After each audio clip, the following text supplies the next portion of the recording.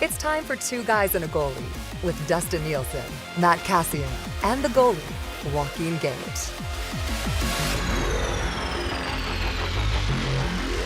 All right, what's going on, everybody? Welcome to Two Guys and a Goalie. Dusty Gager and Matt Kassian with us today. Cass, how you doing, buddy?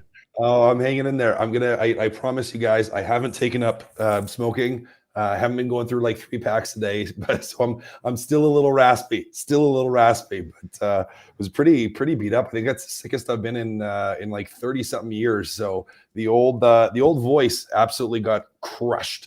Absolutely crushed. So I've felt better for the last little bit. I just haven't been able to talk. So here we are. I want this to come across as a compliment. First of all, good to have you back. Gager, you can correct me if I'm wrong. But Cass, you look like you've lost a few LBs in the last 3 weeks. Like, are you doing okay, bud, or what? No, I even putting on my dress pants this morning, I walked up to my wife. I'm like, oof, I might need to get some new ones soon. I mean, it was not the ideal way to lose a whole bunch of weight, but no, I probably dropped like 13 or 14 pounds just because I couldn't eat. Yeah, I was in pretty rough shape there, boys. So yeah, trimmed up a little bit, but we'll see if that comes back. Yeah, well, and if you get tired partway through or anything, you need to leave early, just let us know. We don't want to drain you out here too much. He looks I'll be good. I'm okay. I'm okay. You look and sound like a young Alana Miles right now. This is great. I don't know who Alana Miles is. Black Velvet? No. What? No. Let me look it up. Jeez, I thought you would know who Alana Miles is, don't That's you? Classic music. Yeah. Yeah. Oh my God. Sorry, boys. I'm not going to try to sing right now. I would try to sing it, but that's not happening. So. Oh, that's going back quite a ways, though. She's 65 years old. Oh my gosh, Dusty. She's a Canadian icon. Is she not Canadian? I'm pretty sure she's Canadian. Well, I hope she is after you called her a Canadian. Yeah, Canadian singer. Yeah. Toronto born on Christmas Day. In 1958. Yeah. Yeah, I'm trying to see here. What is she won single of the year? Oh, Cass, you're muted, I think. Oh yeah, Cass is probably muted. She won a Grammy for Black Velvet. How's that song go? Black Velvet in that Southern. Yeah, I know that song. Yeah, see? Yeah. So was she a one-hit wonder or what? No, she had a hot album. I feel like she might be a one-hit wonder. Cass, did you mute yourself? I did because I was coughing. Yeah, I didn't want you guys to hear it. That's going to happen a little bit. Good to have you back, Cass. That's that works out extremely well. All right, so we've got lots to get to. Hey, I do want to start with this bit of a somber note. John Short has passed away, and John Short was obviously an absolute legend in this community for a long time. Kind of broke the mold and created sports talk in this market. Gave me an opportunity when I was on my way up. I was in High Prairie for like 4 months, and I was like, "Damn it, man! I can't stay in High Prairie for much longer." And then Rob Kerr left here to go to Calgary, and they needed somebody to come up because Gregor kind of took over Kerr's show, and then he needed somebody to do some play-by-play for any sport, anytime. And John Short gave me that job. And the first game I moved here to do color or to do play-by-play. We did an AJHL game at the old barn in St. Albert. Oh, no way. And you had to climb up to the broadcast booth, which is like above the benches. And climbed up there, and he comes up. And I didn't grow up here, so I didn't know about like the legend of John Short. That was the first time I met him. I was like, "Hey, John." And I was young. I was like 23, maybe 23. Yeah, probably 22, 23 at the time. And he was legendary. Like he was just absolutely legendary. And then I've been here for 15 years now, and you obviously become very familiar with the legend of John Short. Listened to his show for as long as it was on when I was in the market. And Yeah, if it wasn't for him, I might not have ever got a sniff here. So I'll always be grateful to John Short. So rest in peace. Yeah. I mean, it's when you hear about essentially every single sports radio broadcaster in Alberta talk about John Short, right? And all the good things said about him. Yeah, a sad day for sports broadcasters all over Canada, essentially, but especially here in Alberta. So I did the hockey game with him. I remember I called the game, and in the second intermission, he goes, "You're really good." Oh, nice. I said, "Oh, awesome. Thanks, man." And he goes, "But don't say seen." I was just like, okay. I was just like, "Oh, look at what we've seen here." He's like, "Don't say that. Yeah. You're going to be just fine." Oh. That was it. Like, that was the one thing he said to me. And I was just like, all right, well, thank you very much. And then I went back up to, I think, to Fort Mac. I can't remember it. Phrase, who we worked with for a long time, he was working there at the time and stuff too. And I went out to do a sprint car race in Drumheller. Not in Drumheller, in Drayton. Okay. And I'd never even seen sprint car racing before. Like, never. I hadn't watched it. I had no idea what it was. When I got there, I didn't know, like, the cars had the wings on the top and everything. So they're like, "We need you to go out to Drayton Valley to do a sprint car race at their sprint car track or whatever." And I was like, okay. And they're like, "John Short will be there, and he'll do color for you. And don't worry, he knows a lot about sprint car racing and stuff." And I was like, okay. So I slide out there. We get up in, like, one of those old rickety boots at, like, an old track.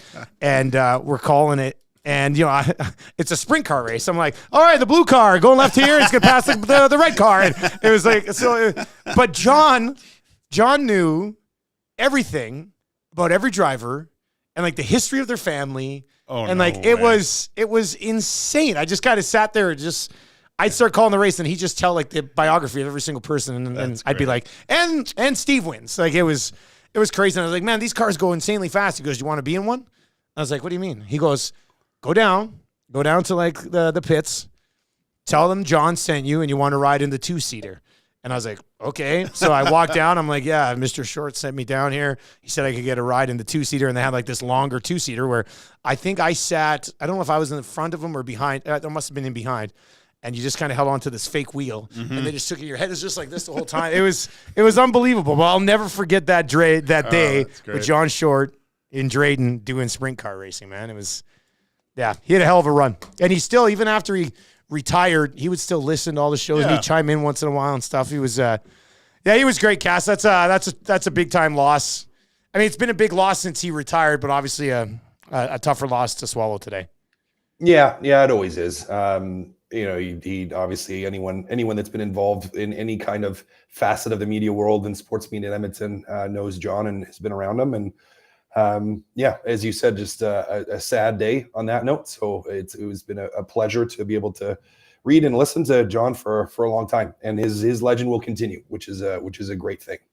If you want to chime in, you can text us 780-218-9999, 780-218-9999, or of course you can hit us up in the nasty chat at the same time as well, and we'll get to a few of those comments. See others get going here against the Detroit Red Wings. Tonight, we'll have our pregame show coming up in just over 3 hours. Tommy Gazzola will get rolling around 3:30 today. We're going to take a look at the TSN trade bait board. That is out as the deadline starts to creep a little bit closer. Some interesting names on that list. Cass, we didn't have a chance to catch up with you last week. So let's just start with your thoughts on a couple of things. First of all, what'd you make of the Philadelphia Flyers drama with Cutter Gauthier? And it seems like it's starting to sort of settle down and everybody can go about their lives now. Well, rumors on rumors, right? The gossip wheels that spin like crazy. I mean, I feel bad for Kevin Hayes getting just dragged into it and completely thrown in the mud for something that he probably had absolutely nothing to do with. But someone probably said something to somebody who said something to somebody else, and these things just kind of take on a life of their own, which is entertaining in some regards, but also unfortunate because it probably wasn't true. An interesting situation, really, overall. You have a young player that doesn't want to be there, and a team ultimately that says, okay, if he doesn't want to be here, we got to move him while his trade value is high. And I thought, get a decent piece back in that trade by Briere to make the most of a unfortunate situation. But what's just intriguing to me is just the why. You wonder why not Philly?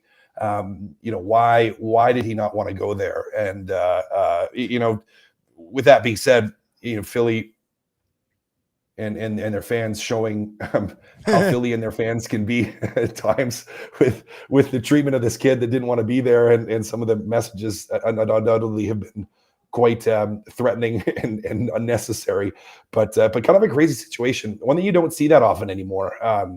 Like when is the last time, guys, we've had a player that's just been like, no, I don't want to play for this that hasn't played in the league yet, right?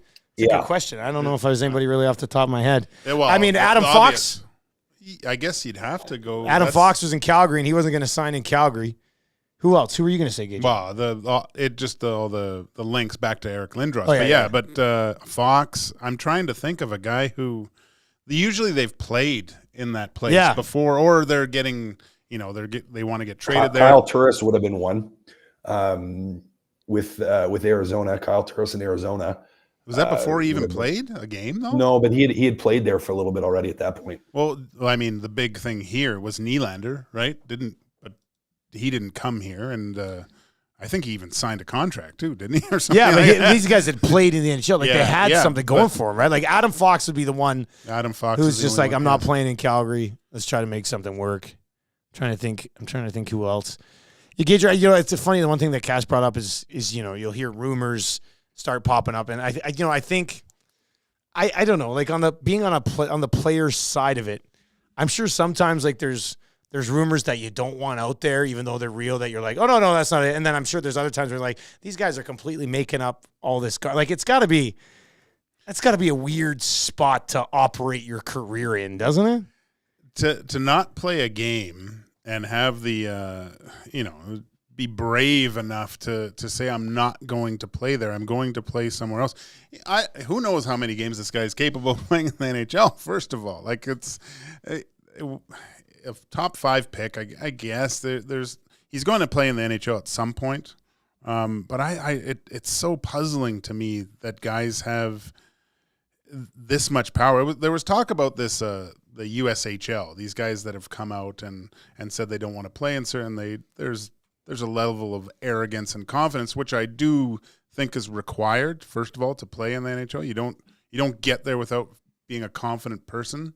But to dictate where you're going to go, unless you're along the lines of a McDavid or a Crosby or a Lindros, it's weird to me. I mean, we've seen it with these players that have come out of that league. Like if you look at Eichel, Tkachuk, Gaudreau, Fox as well. Some of these American-born players are feeling very confident coming into the NHL and able to dictate what they want to do later on, I guess. But yeah, to me, it's a little bit of a sign of a disrespect to a very prestigious league. I just I don't like it. I think it's I don't think a young person should have the ability to dictate where they go. They should be proud of just being selected and an NHL franchise wanting them to be part of their organization. There's got to be something more to it. I just wish we knew. Yeah, Cass, it's interesting. Some of that, guys, I was going to say, it happens pretty frequently in the junior world. Actually, the young players and their agents, like in the Western League and stuff. In the Western League, in the OHL, just the CHL in general, where you'll have players, particularly with the Bantam draft, which is very, very early. I mean, those guys are very, very young, where they will tell, especially if they're going to be one of the top picks, one of the highest picks, a team is going to be using a high pick. Where don't pick me. Don't pick me because I'm not going to play for you. Like if you pick me, I'm going to go down and play college in the States, or I'm going to go elsewhere. So it happens at that level. But that, I mean, I understand that a little bit more for some of the players wanting to play in more prestigious WHL organizations or wanting to be closer to home as a young guy. Some of that happens, but it's just odd that with a league like the NHL, where you think you just want to be a part. I mean, a team used a really high draft pick on you. You think you'd want to be a part of it and be a part of that group. So it's an interesting situation. Yeah, it is interesting. Like it could happen more often. I mean, you could have a bunch of guys who just go, no, man, I'm not playing for you. Just trade me. Cass, do you think like does this ever become a more common occurrence, or is this just a one? Like Gauthier was on a Ducks podcast and basically said, there are just a few occurrences in the organization over a while, and he just decided, I just can't deal with this moving forward in my career. Which, I mean, for a guy who's like, let's say they played a couple of years, or like, okay, I can't handle this, but you haven't even really got a sniff of what life was like as a National Hockey League player on that team to call a shot like this. Do you think this becomes a more common occurrence? Like, are we talking about something like this once a year? Because the guy, I mean, he's been raked. He's been raked by everybody for doing this. I don't know how many other players want to follow in that path, really. Well, at the end of the day, though, he got what he wanted. Exactly. Right? He did. So, yeah. I mean, you log off of social media for a week and say, I'm not playing in Canada. I want to be traded to the Dallas Stars. Let's make that happen. And just kind of suck it up, get what you want, and hopefully people forget eventually because you play well where you go. Yeah, I mean, it's all going to depend on the quality of the player, because if your third round pick, it's not going to happen. Yeah. Right. Like, I mean, if this is a situation, we had a player who was or has been playing incredibly well, was a very highly touted draft pick, and then had a fantastic World Juniors. And so, the trade value was there, the potential was there. And so you had a perfect storm for the player to be able to do it. But I still don't think it's going to be that common. I can't imagine it happens that frequently.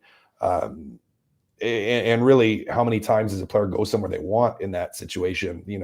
Oftentimes they may not be going to. So, I mean, you're going to an unknown, regardless, with another organization. So I don't know. I can't see it happening all that frequently. It's a little bit of just an odd situation. I played with a guy. I mean, he wasn't I think he was a third round pick. Ralph Entrenuvo. Yeah. So Ralphie, he had one of the greatest years coming out of essentially that junior ranking to the NHL. He gold medal at the World Juniors, All-Star Team World Juniors, Memorial Cup, I believe MVP of the Memorial Cup. With the Sioux? With the Sioux. Actually got treated as a first rounder, signing his deal that year. The pay scale was a little bit different. Fourth rounder, 96. Fourth rounder, okay, yeah. So, and unbelievable hockey player.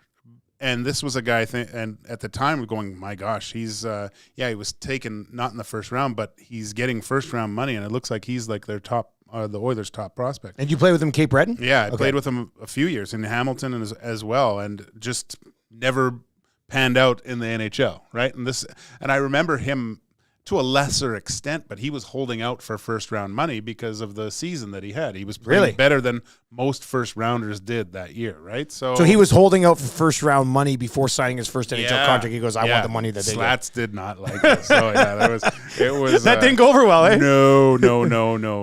So did he get a bit of a bump? Like they eventually got him done, obviously. He got a huge bump, but Slats I would say kind of held a grudge against Ralphie. And is that why, like, I'm looking, he had 52 points in 66 games in his rookie season in the A, played one game with the Oilers, had an assist. The next year, 93 points in 70 games with the Cape Breton Oilers. He got one game that year. So he's in the AHL's full first year, then played one NHL game, got a point, had 93 points in that same season in Cape Breton. The next year, he got 13 games in the NHL, 3 points, 73 points in 52 games in the A, and then split 96-97 between the Hamilton Bulldogs, Oilers, and did he get traded to the Leafs? Is that how he ended up in Toronto? He had to get sent back down through waivers. Oh, somebody claimed him.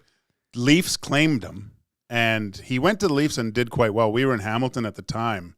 And if you go through waivers and the team that sent you down originally picks you back up, you can go back down without having to clear waivers at that point. Ah, okay. So he went and played in Toronto quickly, and then... So after Toronto sent him down, the rumor is that Ralphie's agent got a call from Slats and started talking about something.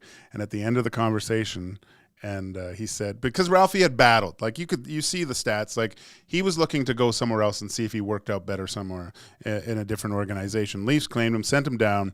After the conversation from Slats and Ralphie's agent, at the end of the conversation, Slats allegedly says, "Hey, you remember a player named Ralph Entrenuvo?" Ralphie's agent said, "Don't even think of picking him back up." And I guess as the conversation goes, the spite claim. He goes, "Already done." Already done. And hung up the phone. And we had like a wake for Ralphie coming back into our dressing room because we knew he was with us the rest of the I loved having Ralphie on my team. He was great. He was one of the best teammates. He played with Dennis Bonvie. Okay. And one of the reasons why he got so many points because no one touched Ralphie. So he got to do whatever he got to do whatever he wanted. But he was so fast. Like, it was funny when I remember one time. He was little, though. He was listed at 5'8". Yeah, but he was vicious. He would, if we would get skated at any point, because he was such a good skater and he never got tired. He was so, it was effortless.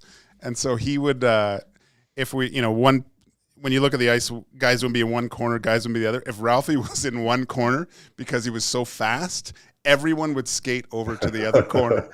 So Ralphie would skate by himself because if we were doing like laps or something, you don't want to get embarrassed. Yeah, you don't want to get embarrassed by him. So it was like, it was funny because I think Lauren Mulliken was skated us one time and it kind of broke the ice because Ralphie was on one side and everyone else was on the other because no one wanted to get embarrassed because Ralphie could skate forever. Like he never got tired, right? He was a lightning bolt. A robot. Yeah. A skating robot. That's good. Cass, did you have any guys? You mentioned how it happens in junior now. What about back in your day in junior? Were there a few guys that you knew around the league that were like, "Nah, I'm not going there"? Yeah, there's a couple. I'm trying to think of any that would have been at my time or bigger names. It's more under the radar when that happens. Like it's not something that gets advertised. I'm trying to think of a few guys. So if anyone pops into my head, I'll let you know. I do know that it has happened, and recently, like last year, I believe it happened with one or two guys. But that's their stuff. So I'm not gonna throw those names out there. Nielson, Cass, and Gage with you here on Two Guys and a Goalie. The Oilers get the Detroit Red Wings tonight. We haven't talked about that last game against Chicago. Gage, you were on post-game, so you guys kind of broke it down a little bit. I still want to go back. We were talking about this with Wyshynski on the Nielsen show yesterday, Cass. Do you think it's time to just completely blow out offside reviews? Is it time to just get rid of these things? Well, it's the hard thing. The hard thing is if you have blatant ones, like the whole reason they were put in the first place is like blatant offside calls that lead to goals. And so it's I want to say it's like a double-edged sword where they can be really helpful and useful, but then at times it just feels like they're just frustrating. And it's like against almost the spirit of what the offside is, because the spirit of offside is that you're not supposed to gain an advantage by having someone in the zone ahead of time. I mean, that's the spirit of it. But where it's like, so like within inches, it gets a little bit frustrating. So I don't know how you fix it. Because at the same time, part of me is like, well, when you have guys that are like 3 feet offside and it gets missed and it ends up being a goal and it leads directly to a goal, then I get the point of having it. So I don't know. It's a tough one for me. It's a tough one. I don't really know how you handle it. I've never loved it, but I've never hated it either. Gage, where do you come on that? Well, the original reason was because Duchesne was like 50 feet so offside. far offside, yeah. That one time, right?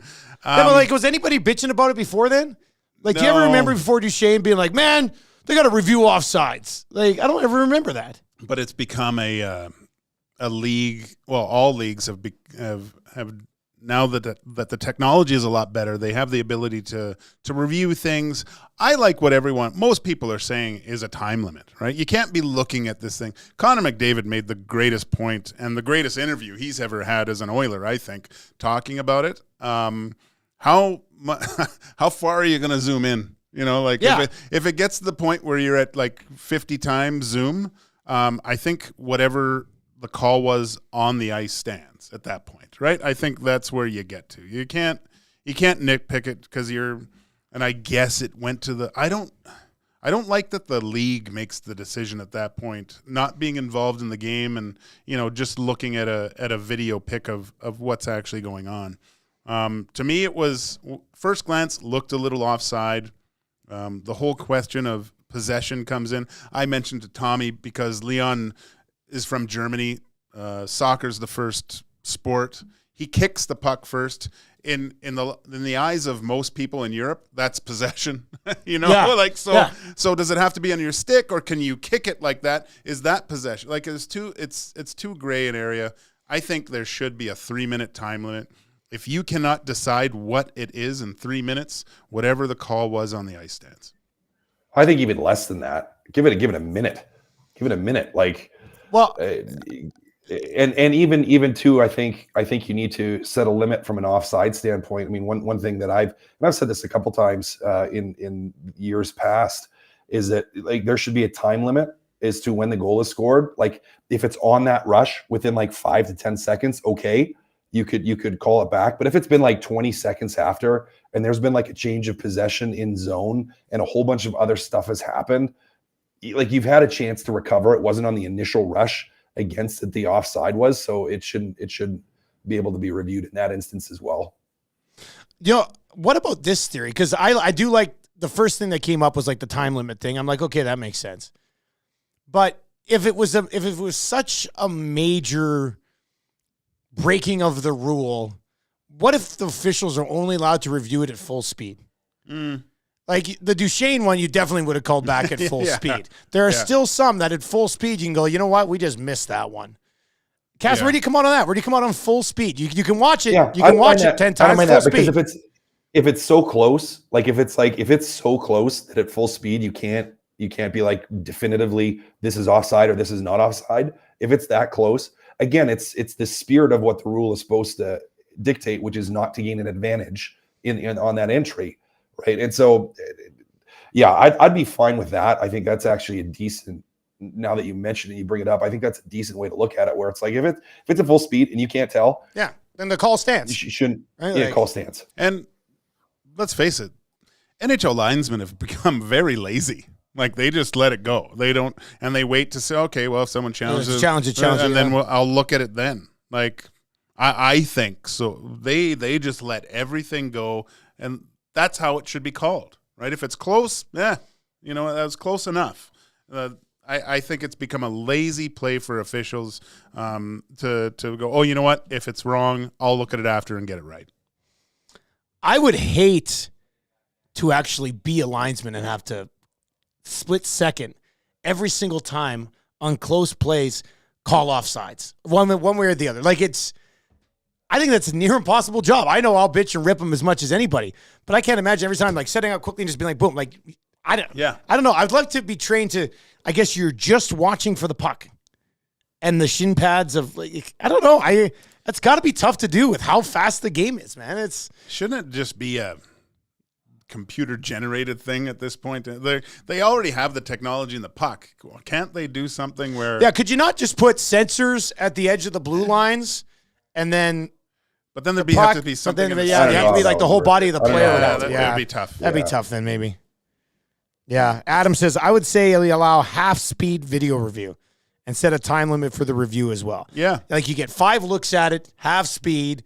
If you can't determine, call on the ice stands. And like I said earlier, before we had offside review, I never complained about not having offside review. No. So if they wanted to take it away, I'd be fine with that one as well. All right, we're cruising along here. Episodes flying by. We still got lots to get to. The Edmonton Oilers get the Winnipeg Jets tonight. Gage here on Edmonton Sports Talk filled in for you, Cass, on Tuesday. But your thoughts on the Oilers only getting 15 shots on goal in a win against basically half an NHL roster in Chicago? Yeah, it wasn't a pretty game. Fortunately, my eyes was out of the migraine stage, so I was able to watch. Couldn't talk after, but I was able to watch. So yeah, I mean, it was probably the ugliest win of the season. Really, if we look at it, where they just didn't play well. They didn't play well. Now you had some good goaltending, which won you a game. That maybe you guys disagree on this. Would you say that was maybe the first game this season that their goaltending stole them a game? Is that a fair comment? Well, I'll pass this over to Gage because I think he made a bold proclamation. I really think that Stuart Skinner stole the game against the Kings. Yeah. Against the Kings too? Yeah. Okay. And this one. But you claim this one was a Skinner steal too. Yeah, I did say the Oilers are getting goaltending from Skinner that he is able to be the main difference maker that the Edmonton Oilers got 2 points that night. And that's 2 games so far. I would say that Stuart Skinner put his stamp on it. Yeah. And I didn't love the effort overall. Like it was a sloppy, ugly game. And part of that is like, and it can be. I mean, we call them, and people call them, fans call them, we call it sometimes. You call them trap games, right? Where you're playing against a team that really has nothing to lose. Really, they know they're not a great team. They know they got a lot of injuries. They don't really care if they're just going to go out and they're going to play. And it can be difficult sometimes in those games. It can be difficult from a motivation standpoint, and you're on the road. And you kind of maybe expect it to be easier than it ends up being. But at the end of the day, they still get the win. They still get the 2 points, which is the important thing. Yes, it was ugly. Yes, it wasn't a good game, but you got 2 points, and you continue to crawl and crawl closer to LA, who's now struggling in that spot in the Pacific, and solidify yourself in that wild card spot. So hey, you played an ugly game. It wasn't good. You're going to need to play much better tonight against the Detroit Red Wings team that is kind of in the middle of the pack and threatening for a wild card spot here too, who's playing probably a lot better than a lot of us expected this year. And if you had that same effort tonight against Detroit, you're going to get whooped. So important today that they're approaching the game with a much more intentional attitude than they did against Chicago. Can we get a little backtrack of Barry White when Cass is talking? Yeah. Cass, can you please say, "Let's get it on"? Let's get it on. Oh my gosh! Wow, viewership is way up today for some reason. Oh, that's good.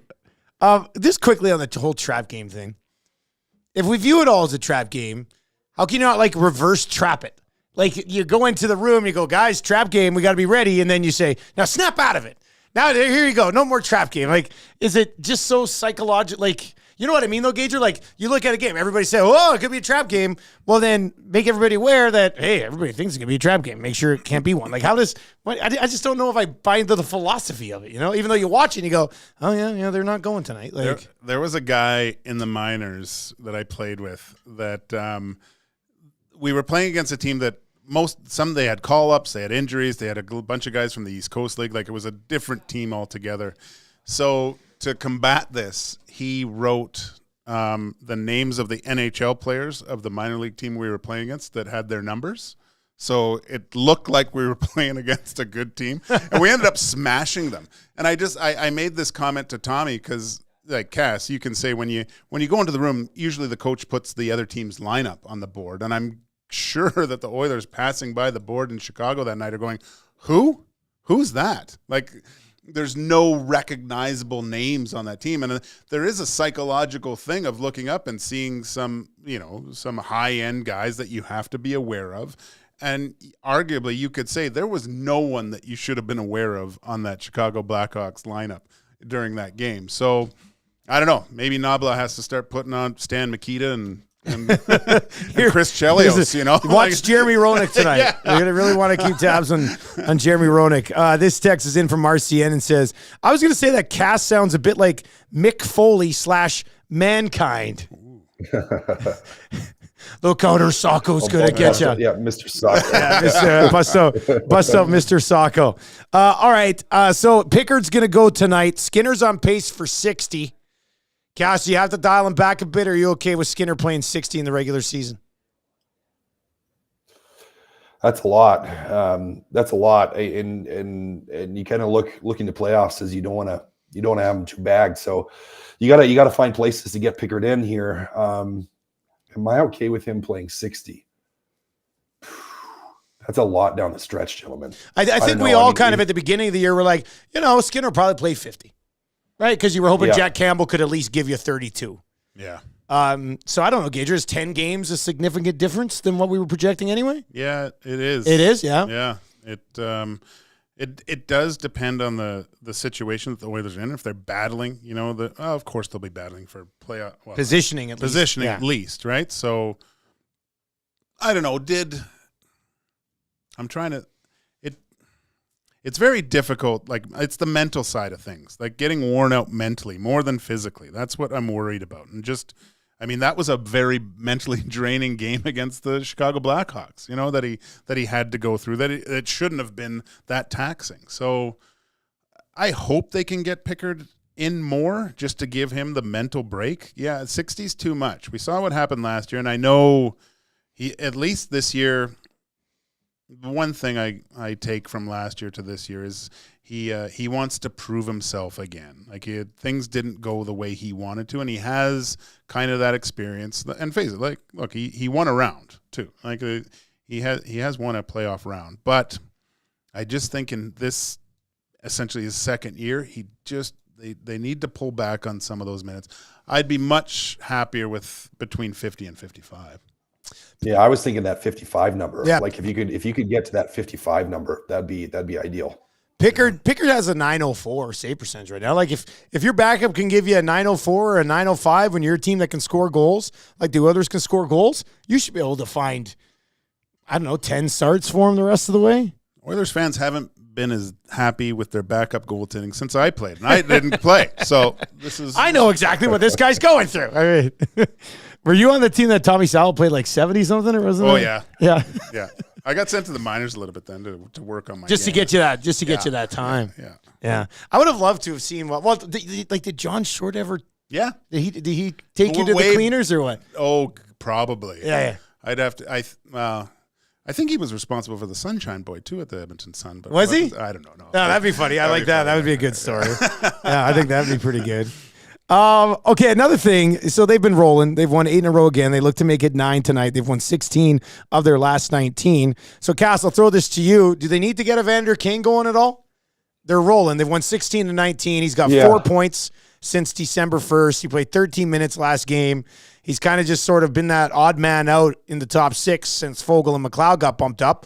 So, like, I want to sit here and be like, they got to get him going. He's got to start playing better, but they've also won 8 in a row. So I don't know what the answer is. Like, yeah, they're still winning games. I mean, you'd like him to pick up some of that momentum. I mean, it's one of those things, and we talked about this, I mean, before with Fogle and McLeod when they were on the third line and they didn't get pumped up.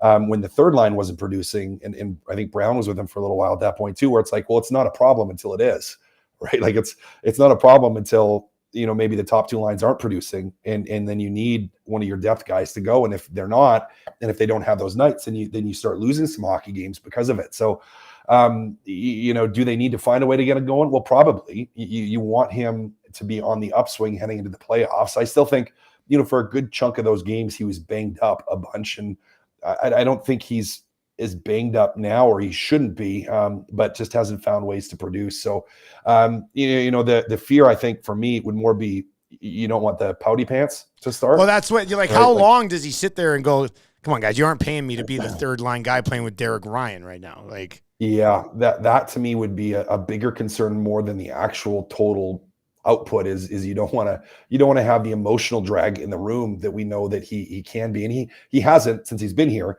But you don't want to risk that starting. So I think you're going to have to try to manage it in certain ways, try to reward him. Now, whether that's, you know, you're just making sure that after every power play he's out, finding ways to work him in 5-on-5 to get him some more minutes and some more opportunities to see if you can actually get him producing and going a little bit more 5-on-5. Gage, how you handle him? Oh, I worry a little bit. Maybe I'm putting too much emphasis on it. I worry about the body language and the stuff that's said. Evander Kane is a whale of a hockey player, and I want him to be the type of player that makes the people around him better. You know, and if that's in a first line, second line, third line role, it doesn't matter. And I know that he wants to be counted on. He wants to be an important part of the offense, and he should be, right? And he should be. But I do think that he's a good enough player to make the guys around him better too. Like Evander Kane in a third line role, playing well. That to me, that's a really good case for the Oilers if he starts producing where he is. I'm interested to see when Holloway does come back if there's maybe a little bit more chemistry with him playing with Holloway at that point, because Holloway it'll take some time for his game to get back, but I think 2 big bodies, a little bit more speed on that line.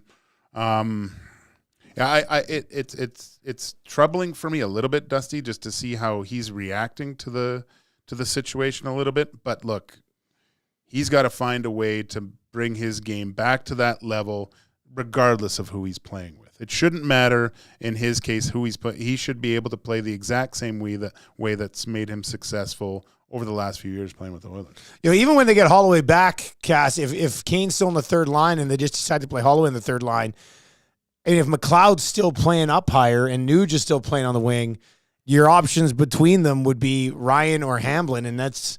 I know, Gage, you're right. Kane should be able to make that line a little bit better. I totally understand what you're saying there, but man, wouldn't it be nice to land a third line center that you could throw between a Kane and a Hamblin, or a Kane and a Fogle, and that's only if you like McLeod on the wing. Do you like McLeod on the wing, Cass?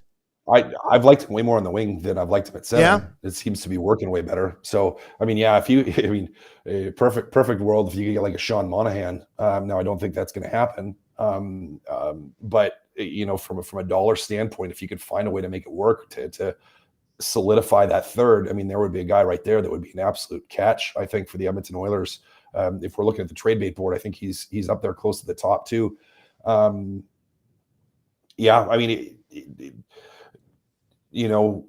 Holloway comes back, does he step into that third line? Are they able to produce? It'll be interesting. I think it creates a little bit of a situation where for Ken Holland and for the Oilers management, you're going to have to be looking at this here and trying to make some informed decisions around that third line. And how can you improve that depth? And is there a piece that you can bring in like a Monahan that can make a difference? You can text us 780-218-9999, 780-218-9999, or you can hit us up in the Nasty Chat as well. I did throw up a little poll because we're going to go here. Should the Oilers sign Corey Perry?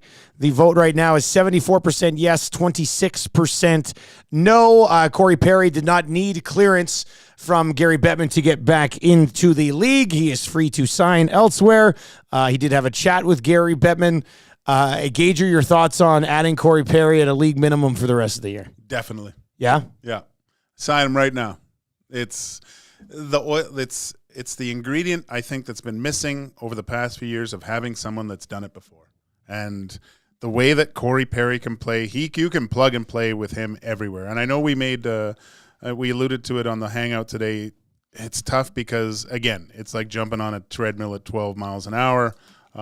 He hasn't played in a while, but I would love to see the Oilers with a player that gets the other team thinking more about him than actually winning the game. It's just another element that I think you require in the playoffs, a guy that has been there multiple times over the last few years. He made a mistake, had a little bit too much to drink, and acted like a complete jackass. From all accounts, is what they're saying. For him, I would give him a chance with the Oilers. I think he's what they need. Cass, what say you on this one? Yeah, it's an interesting one. I'm not as automatic, I think, as Gage are on it. Now he does help your depth if you bring him in on that league minimum for a fairly cheap option to have somebody with experience that can slide in and can still contribute and play that gritty playoff style hockey in the playoffs. So. Yeah, I don't necessarily mind it.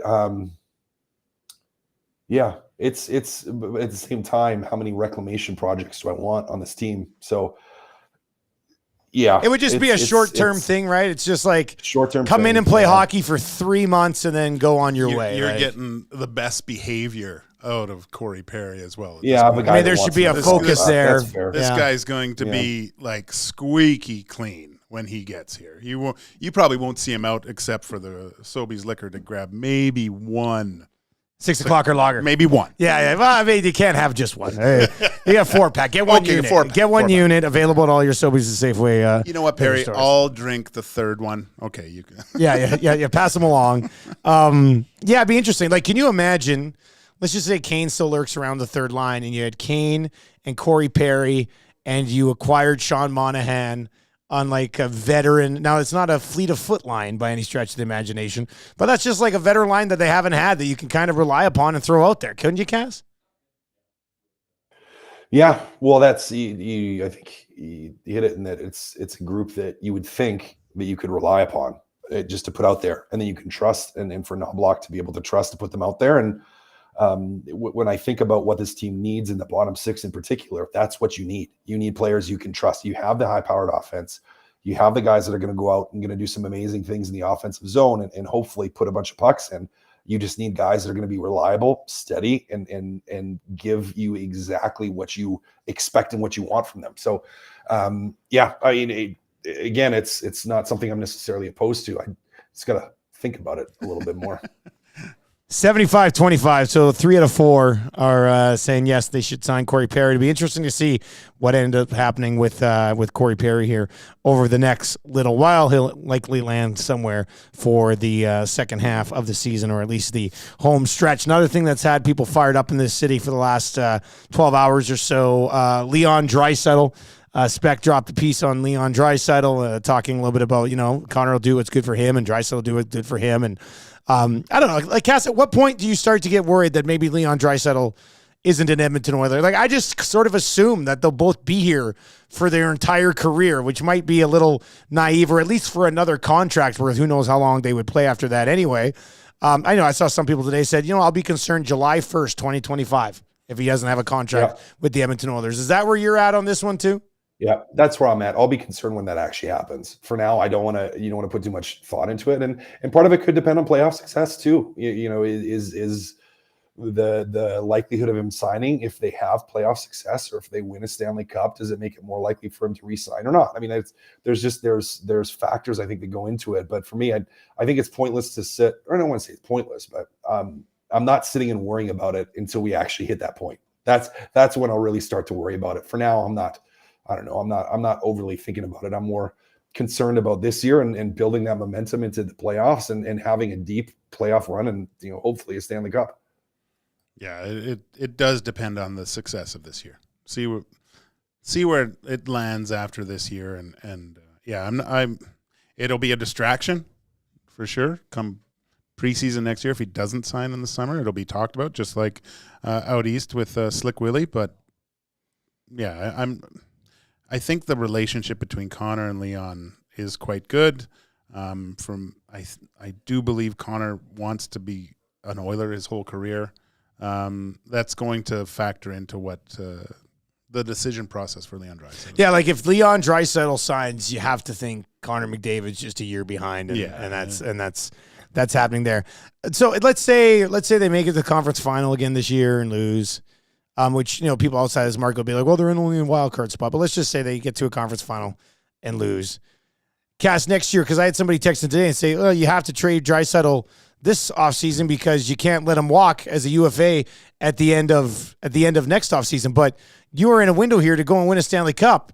And if you were to trade Leon Draisaitl just because you're worried about his contract status next summer, you're completely ruining the win. I mean, you might as well trade everybody at that point. Like I don't care. If there will be people who will text in at the trade deadline next year if the Oilers are second in the Pacific going, Leon's going to walk. You got to get something for him now. And the Oilers aren't in that spot. Teams who are contenders aren't in that spot, and they never will be as long as their focus is on, hey, we're a top 10 team in the National Hockey League. We think we can win a Stanley Cup with this team. Yeah, no, you can't move them if you're wanting to win a cup. You can't. That would be absolutely ludicrous. Just because you're worried about the contract. I mean, it's unfortunate that that's what you're having to think about. But really, again, I think as an organization, you're not even thinking about that at this point. You're thinking about the here and now, this season, trying to win a cup, and you're going to worry about that next year. And even then, it's like, if you let's say you lose in the finals or the semis this year, whatever. Conference finals. Well, heading into next year, it's another cup or bust year. Like, are you seriously, legitimately going to say, we're going to trade Leon in the summer, or we're going to trade him at the trade deadline and try to get something for him because we don't think we're going to re-sign him because we don't think we're going to win? Like, it's not going to be the mentality. It can't be the mentality, and I just don't see that happening. Yeah, one of the biggest. When my last season with the Oilers, I thought it was a mistake from Kevin Lowe. I understood it, but we traded Bill Guerin. Okay, right? And it was over the threat of Guerin walking at the end of the season, which he was going to do anyway. But it would be essentially right now earlier in the season, but if you traded Zach Hyman right now because you couldn't afford him the next year. Huge mistake. And really, when I look in the playoffs that year, lost to Dallas in the first round. I think if we would have had Bill Guerin instead of Anson Carter, our chances of winning that series would have been way better. And of course, I don't have the crystal ball, but I think there's a possibility that we could have beat the Dallas Stars that year and gone on to the second round. So I think you keep him regardless. And if you think you're going to win a Stanley Cup, sometimes you have to take a chance. Like Oilers fans are, what are you going to do? Rebuild all of a sudden on the fly again? That doesn't make sense to me. Take your best shot at winning a cup and go with it. Here's the other thing. These guys don't get to unrestricted free agency. Yeah. Like all these guys now get their big ticket and they stay where they are. Yeah. Right? Unless they are requesting to move on a la Tkachuk or something along those lines, right? But like for the most part, these guys stay. How many like when was the last time there was a UFA like Willie Nylander that just sort of rolled out there? Like these guys, even like that level, like these, like Leon Draisaitl doesn't become an unrestricted free agent in 2024, like 2025 or whatever it is. Like the deal will get done. Before we get this episode finished, I did say we were going to get into the TSN trade bait board. 10 names at the top of this bad boy: Elias Lindholm, Tanev, Jake Allen, Monahan, Walker, Tarasenko, Hanifin, Duclair, Kuzmenko, and Lyubushkin. Broberg's on it. He's down in the 20s. Cass, let's ask this just from a general team perspective, not even an Oilers perspective, but just an add this guy to your roster perspective. Lindholm, Tanev, Allen, Monahan, Walker, Tarasenko, Hanifin, Duclair, Kuzmenko, and Lyubushkin. Who would be number one on your list there? I mean, I kind of mentioned him earlier with the Oilers, but to me, it's Monahan. As far as when we look at the contract dollars and bringing in a depth piece, I mean, it's pretty rare that teams make massive, huge splashes and have a ton of success at the trade deadline. But for a guy that's like, here's a solid player that's on an extremely reasonable contract that can come in and provide you that depth down the middle of the ice that can have an impact on your lineup. To me, he's a fit. So that to me, he's the biggest catch on there in that top. Now, a guy that didn't quite make the top 10 that I think is interesting is Andrew Peeke. As far as a depth defenseman with the Columbus Blue Jackets, it's a big body, plays a defensive style. He'd be an interesting one that didn't quite make the list that you mentioned. But to me, I would be significantly interested in him as well, just from a cap hit standpoint, to shore up your depth. But to me, teams that do really well at the trade deadline generally are the ones that they're adding good quality depth pieces that it's going to work out, right? Where it's not like, is this player going to work? Is he not going to work? They're players that is going to work out. And to me, Monahan just fits the bill absolutely right now. It's Lindholm. Oh, man, wouldn't that be something? Oh, my gosh. I mean, I'm saying this from a all around the league standpoint. Yeah. You're looking at He's the top guy on there. That guy. Some contender is going to have the space or find a way to bring in Lindholm. For sure. If you could grab Lindholm, that guy is. Yeah, he's the sexy piece. One other name on here that's not interesting from an Oilers perspective because it just wouldn't make sense or anything. But Cass, what do you make of Trevor Zegras at the age of 22 being on this trade board? He's got 7 points in 20 games right now. I mean, he's got all the talent in the world, but they just go out and they trade for Cutter Gauthier. They've got some other young pieces there in Anaheim.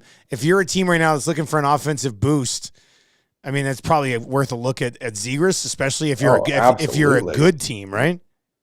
Absolutely. If you're a good team, I mean, a young player to get a young player with that type of skill and that type of talent, you're absolutely looking at it. I don't know if he actually do you guys think he actually gets moved? I don't think so. And I know it's too marketable. I don't think so. No. I mean, the trade list, a lot of the UFAs on the trade list end up getting moved right prior to the deadline. But they also got to fill that list out with some names that will create this conversation so people go look at the trade list.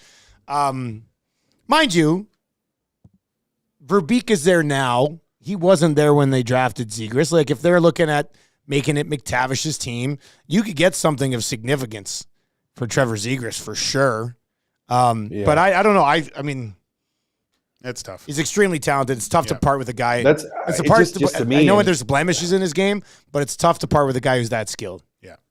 It's really tough. And he's young. So it's like for a team that's young and in that rebuilding stage to trade away a guy like that, to me, that's a tough one. Now, as you said, you could probably get quite a bit for him, and that maybe is where the allure is. It's like, okay, well, if he doesn't want to be here and he wants to be gone and wants to be somewhere else, maybe you do take a look at it. But it's an interesting addition to that list for sure. Cash, you did it, buddy. You got through the episode, man. Holy smokes. We made it. Well done. Nice. Now you realize you texted Tommy and say you'll be doing the pregame in about 2.5 hours, eh? Yeah, we'll give it a rip. So right. I mean, I'll probably tell him like I'm not gonna do the whole hour. You can do a 20-minute hit though. Talking, Yeah, exactly. But we'll get on there. So we're good. Excellent. All right, that's gonna do it for two guys and a goalie predictions for tonight. Cass, let's start with you, man. Ooh, let's go with the realistic one. 4-2 Edmonton. I like that. I like that one. Gage, what are you going with? 3-2 Wings. Whoa, Sorry. really? Ooh. I don't like the way they're playing right now. Yeah, I heard you say even prior to the Hawks game, they had some issues in their game. Yeah, there's issues. All right. Okay. Well, that's something to keep tabs on. Tommy Gazzola will be back with the pregame show coming up 3:30 right here on Edmonton Sports Talk. Postgame show to follow as well later on tonight. I'll be back tomorrow morning with the Nielson show at 6 o'clock. Chris Pronger and his brother on the Nielson show tomorrow. Yeah, they've launched a whiskey, and since we're booze moguls now, they're coming on the show to hawk their whiskey. Nice. So yeah, that'll be interesting. We'll be talking whiskey with the Pronger brothers tomorrow morning on the Nielson show, which should be a pretty good time, boys. We'll talk to you guys on Tuesday.